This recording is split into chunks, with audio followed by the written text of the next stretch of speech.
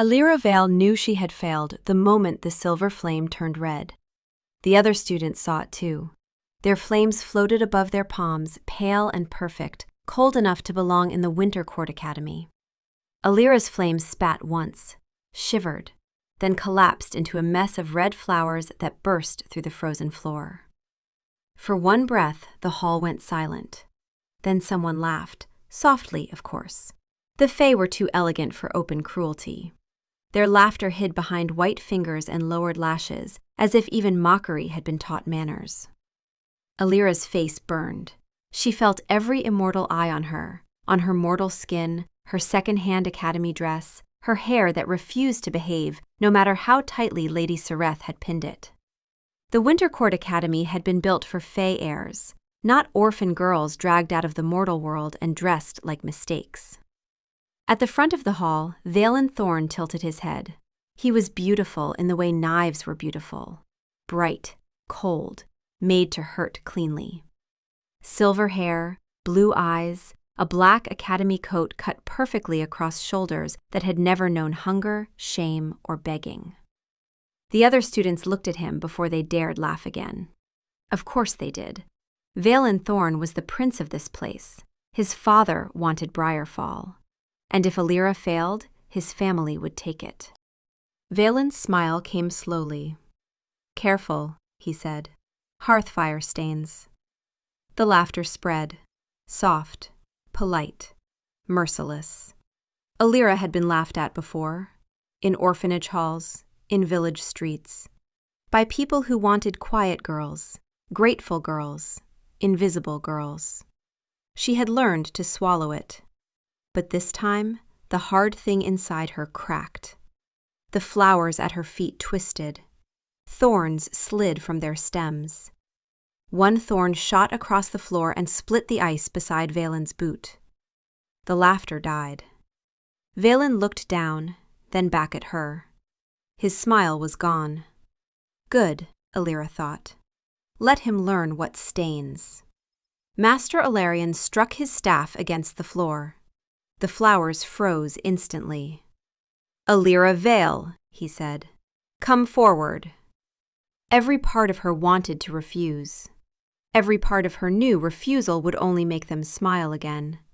So she walked through the hall, past the rows of beautiful Fae students, past the red flowers trapped beneath ice. Master Alarion did not ask what Vaelen had said. He did not ask why her hands were shaking. He looked only at the cracked floor. "There," he told the class. "This is what mortal magic becomes without discipline. Feeling. Mess. Damage." Elira's throat tightened. Vaelen stood silent. That silence hurt worse than the laughter. Master Alarion took a gray ribbon from his sleeve and tied it around her wrist. It tightened. Pain sparked through her hand. "A restraint mark," he said, "until Miss Vale learns that magic is not a tantrum." Elira did not cry. That was the only victory she had left. "Take the back bench," Alarion said, "where dangerous things can be seen." By the end of the lesson, Elira hated Vaelen Thorn. Not lightly, not childishly. She hated him with discipline.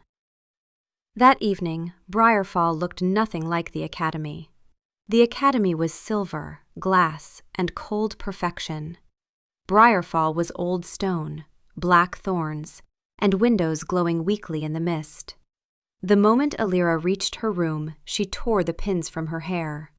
One hit the wall, another vanished beneath the bed. She threw her academy books onto the floor.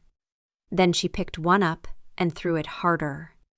The book struck the wardrobe and fell open, completely unharmed. Of course, even the books here were too proud to suffer properly. Elira sank onto the edge of the bed. Her wrist burned. Her eyes burned worse. She would not cry. Then she did. One angry tear. Then another. She wiped them away so hard it hurt. "I am not going back," she said when Lady Sereth opened the door. Sereth stood in the doorway, tall and pale, her dark green gown severe enough to frighten weather. "You are." "No." "Elira." "No, they laughed at me. He laughed at me. And your precious academy tied this thing around my wrist like I was some wild animal." Sereth's face did not soften. "Briarfall is dying." Elira went still. There it was, the truth beneath every lesson, every dress, every cold instruction. Not daughter, not family. Useful. "You did not bring me here because you wanted me," Elira said. Sereth looked away. That was answer enough. "You brought me here because your house needed a mortal girl. I brought you here because Briarfall needed a chance." "A chance." Elira laughed once, sharp and wet. "How lucky I am. I have always wanted to be a chance." For a moment, Sereth looked older than she had that morning. Then Lord Caelren's voice came from the corridor. "She has earned the truth, sister." He stood outside the door, wrapped in a dark robe, one hand against the wall. Thin, fading, but smiling at Elira like she was not a mistake. Sereth turned. "You should be resting." "I have been resting for a century. It has not improved me." Despite everything, Elira almost smiled. Caelren entered slowly and sat beside her. "Briarfall has a heart root beneath the house," he said. "It is old magic, older than the Winter Court, older than our laws." Elira looked at the burning ribbon on her wrist. "And I can wake it." "We hope so. Because I am mortal. Because mortals carry a kind of magic the courts never learned to command," Caelren said. "Most of your kind never shape it. In your world, it hides in instinct, grief, stubborn hope. But here, beyond the veil, it wakes." Elira looked toward the frozen ribbon on her wrist. "And mine woke badly." Caelren smiled faintly. "No, loudly." Elira swallowed. Caelren's voice softened. "Fey magic preserves. Mortal magic feels. That is why they fear it. Courts can command ice. They do not know what to do with a girl who can make roses from rage." Sereth said nothing. Elira stared at the floor. "I hate him," she whispered. "Vaelen Thorn?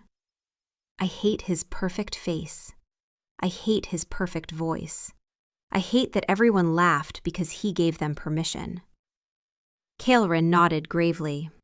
"A very organized hatred. Excellent beginning." This time Elira did smile, only a little. Then it vanished. "I do not want to go back." "No," Caelren said. "But if you stay away, he becomes the reason you ran." That was unfair, mostly because it worked. The next morning, Elira returned to the academy. Her wrist still burned. Her pride burned hotter. No one sat beside her. That was fine. Empty chairs were honest. At midday, a girl with brown gold skin, green-black curls, and a tray piled with honey cakes dropped onto the bench across from her. "I am Tavia," she said. "I have decided you are interesting." Elira stared at her. "That sounds like a threat." "It is not, usually." Tavia pushed a honey cake toward her. "Eat. The academy soup tastes like melted arrogance." Elira took the cake. It was warm, actually warm. Across the hall, Vaelen stood by the windows, surrounded by pale, winter-born girls. One of them touched his arm when she laughed. Elira looked away first. "Everyone loves him," Tavia said. "Everyone has poor judgment." "Probably, but Vaelen Thorn is rich enough to be rude and beautiful enough to be forgiven." "He is not that beautiful." Tavia raised both eyebrows. Elira bit into the honey cake. "I said what I said." For the next few weeks, Elira failed at almost everything. When the class shaped frost into graceful symbols, hers melted. When they summoned winter blossoms, hers grew crooked and red. When Master Elarian ordered silence, her magic worked only after she muttered insults under her breath. The students laughed less loudly now, but they still laughed. So Elira studied, not calmly, not nobly, furiously. She read until candles died. She practiced until her fingers cramped. She drew frost runes on her window until her room looked cursed. When she failed, she tried again. When she failed again, she named the spell something insulting and tried a third time. Tavia helped by smuggling library notes, bringing honey cakes, and telling Elira which teachers were secretly fools. "You cannot call Master Elarian a decorative icicle," Tavia warned one evening. "Why not?" "Because decorative things are useful." Elira laughed so hard her spell exploded into red petals. Across the practice yard, Vaelen turned. He had been watching. Again. Elira lifted her chin. He looked away first. After that, something changed. Elira still did not become graceful, but she became impossible to ignore. Her frost runes bloomed with living vines. Her winter blossoms opened red at the edges. During history recitation, she corrected Vaelen Thorn in front of the entire class. Only once, but once was enough to make the room hold its breath. Vaelen looked at her. Elira smiled sweetly.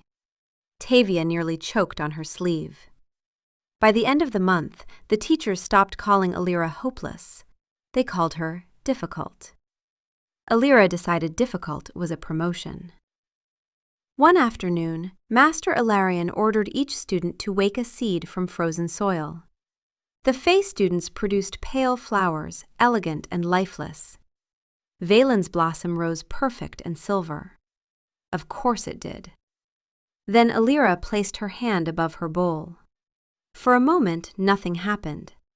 Someone whispered, "Perhaps mortal magic only works when it is being dramatic." Elira heard Vaelen inhale. Maybe he was about to say something, maybe not. She did not wait to find out.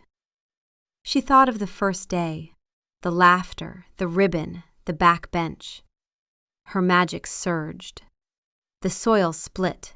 A red-leafed briar burst from the bowl, spilled across the table, and climbed the silver frame of the window.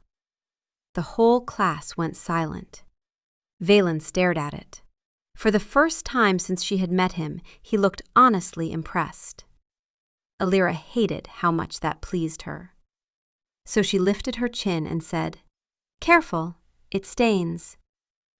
Tavia made a strangled sound. Someone gasped. Valen's mouth twitched. Not mockery this time, something warmer. Elira looked away before it could touch her. She was nearly at the door when it happened. One of the winter-born boys, lazy and certain. Red leaves, how fitting. Even her magic looks second-hand. Soft laughter began to gather. Then Vaelen said, without turning, without raising his voice, "Briar grows where frost cannot hold. I would remember that distinction if I were you." The laughter stopped. No one spoke. Vaelen moved toward the corridor as if he had said nothing of consequence. He did not look at her. Elira stood in the doorway. She did not thank him. He had not done it for her thanks. She did not know what he had done it for.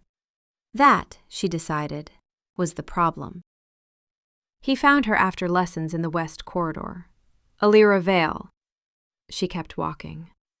"I owe you an apology." That stopped her. Against her better judgment, she turned. Vaelen stood alone, no admirers, no perfect audience. Only him, with his silver hair and unfairly beautiful face, and eyes that almost looked sincere. Dangerous. Very dangerous. "I should not have said what I said," he told her. For one foolish second, Elira almost forgave him. Because his voice was soft. Because regret looked annoyingly well on him. Because some weak, traitorous part of her wanted the beautiful prince to be better than he was. Then she remembered the hall. Not only his words, the laughter after them, the way shame had moved through the room like music. and how he had let it play. Her softness vanished. "You are sorry now because I am no longer easy to laugh at." Vaelen went still. "That is not true." "No? Then were you sorry when Ilarion tied this around my wrist?" She lifted the gray ribbon. His eyes dropped to it. He said nothing. "Were you sorry when I sat at the back bench while everyone stared?" "Elira, you made me small because it was easy." The word struck him. She saw it. "Good." "You should be careful," he said quietly. Elira laughed. It was not kind. "Do you know what people always tell girls like me? Be careful, be grateful, be quiet, smile so we know you are not dangerous." His face changed. She stepped closer. "I am done being careful for people who never are." Then she walked away before he could answer. Tavia was waiting around the corner, pretending badly not to have listened. Elira glared at her. Tavia held up both hands. "I heard nothing." "You are lying." "Obviously, but with loyalty." Elira tried not to smile. Failed. Only a little. The winter showcase came 3 nights before the blood moon. The Academy glasshouse had been polished until every pane reflected starlight. Nobles filled the gallery in silver cloaks. Lord Thorne stood among them, tall and sharp, his eyes colder than his son's had ever been. Lady Sareth watched from the opposite side. Caelrin had come too, pale but upright. Elira wished he had stayed home. She wished she did not care. Each student stepped forward to prove control. Vaelen went before her. He raised one hand. A tree of ice grew from the black soil, every branch perfect, every flower carved from frost. The nobles murmured approval. Vaelen bowed. Then Elira's name was called. She stepped into the circle. Tavia gave her a fierce little nod. Elira placed her hand above the dead soil. At first, nothing happened. Then she heard the whispers. Mortal, hearthfire, dangerous, useful. That word hooked beneath her ribs. Useful. The soil cracked, but no flower rose. Instead, roots spread beneath the glasshouse floor. The dead tree at the center of the hall shuddered. Its black branches trembled. Then red blossoms opened all at once. Gasps filled the room. The frost on the glass ceiling melted into rain. For one shining second, the whole academy looked alive. Elira forgot to be afraid. Then she looked up. The nobles were not laughing. They were not disgusted. They were hungry. Lord Thorne smiled. And Elira understood. Mockery had hurt. Admiration was worse. By nightfall, the court had made its offer. Beautiful rooms, private teachers, protection from those who might misuse her. Protection. A pretty word with teeth. Lady Sareth refused before Elira could speak. Lord Thorne only smiled. "The blood moon is in 3 nights," he said. "If Briarfall does not wake, your house belongs to winter, and so does everything under its roof." His eyes moved to Elira. Everything. That night Sareth came to Elira's room. A traveling cloak lay over her arm. "You must leave before dawn." Elira stared at her. "What?" "I know a path through the old orchard. It will take you back to the mortal world." Elira stood. "Now you want to get rid of me?"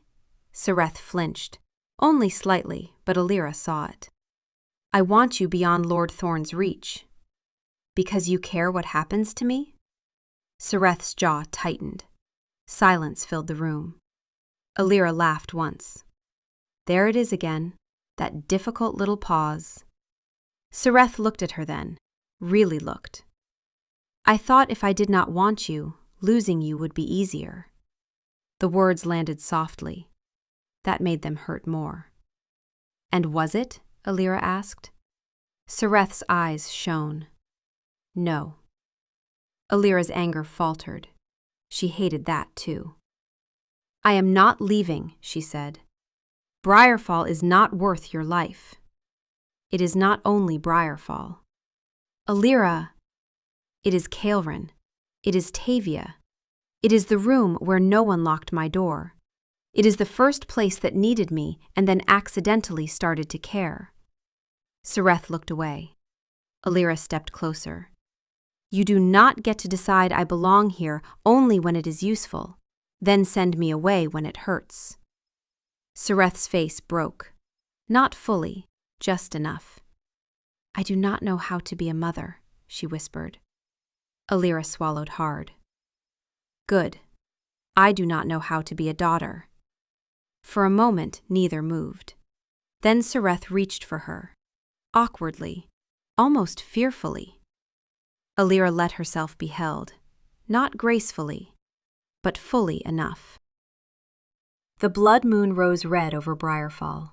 The winter court arrived before dusk. Lord Thorne came with silver-cloaked officials and scrolls sealed in frost. Vaelen stood beside him. He did not wear his academy coat. He wore the silver cloak of House Thorne. Future heir, future weapon, future stranger.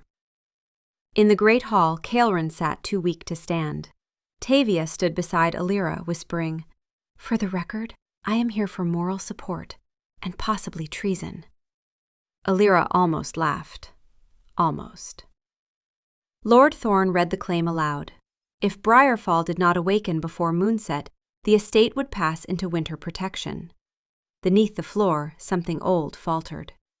Caelrin gasped. Sereth caught his hand. Elira did not wait. She ran. Down through the house, past dead portraits, past roots pushing through stone. Down into the undercroft, where Briarfall's heartroot slept in darkness. It was vast, twisted, ancient. At its center, a dim green light flickered like a dying candle. Elira placed both hands on the root. Cold rushed into her bones. She understood. Briarfall needed a heart. If she gave enough, the house would live. Maybe it would take her strength. Maybe her future. Maybe the wild, wanting part of her that still dreamed of being loved without earning it.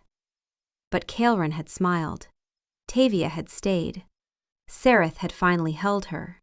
Sometimes love arrived late. Sometimes it arrived badly. Sometimes it arrived as a door left open. Elira let the magic rise. Then a hand closed around her wrist. No! She turned. Vaelen stood behind her, breathless, his silver cloak torn at the shoulder. You cannot be here, she said. I am growing tired of that sentence. If I do not do this, Briarfall dies. If you do it alone, it lives by consuming you. Voices echoed above them. His father was coming. The court was coming.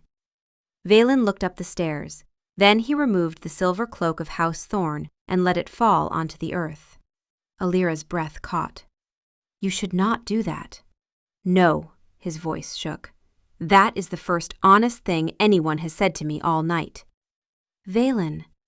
My father offered me the winter succession. After Briarfall fell, I would have been named heir before the court. That is what you wanted. That is what I was made to want. He stepped closer. My father taught me love was weakness. I believed him because it was easier. Elira could not look away. And now? Now I know making you small was the weakest thing I ever did. The heartroot pulsed beneath her hands. Vaelen placed his hand over hers. You told me I made you small because it was easy. You did. Yes. No excuse, no pretty defense, only truth.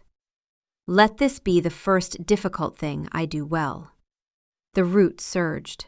Elira's magic rose hot and wild, not obedient, not polished, hers.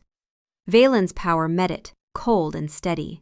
But this time, his magic did not command, it held. Elira gave warmth without surrendering herself. Vaelen gave strength without owning her. Together, they woke the heart. Green light thundered through the root, through the walls, through the dead orchard. Briarfall inhaled. Above them, stone cracked. Branches bloomed. Red petals fell through the darkness like sparks. The force threw them backward. Elira hit the ground beside Vaelen, breathless and shaking. Around his wrist, living thorns curled into a dark green mark. Not a shackle, a choice. Footsteps filled the stairs. Sereth reached them first, with Caelrin leaning on her arm. Alive. Behind them came Lord Thorne and the Winter Court officials. Lord Thorne's gaze fell on the discarded cloak, then on the thorn mark around his son's wrist. You have thrown away a crown. Vaelen stood slowly. He looked at his father. Then at Briarfall blooming around them. Then at Elira. No, he said.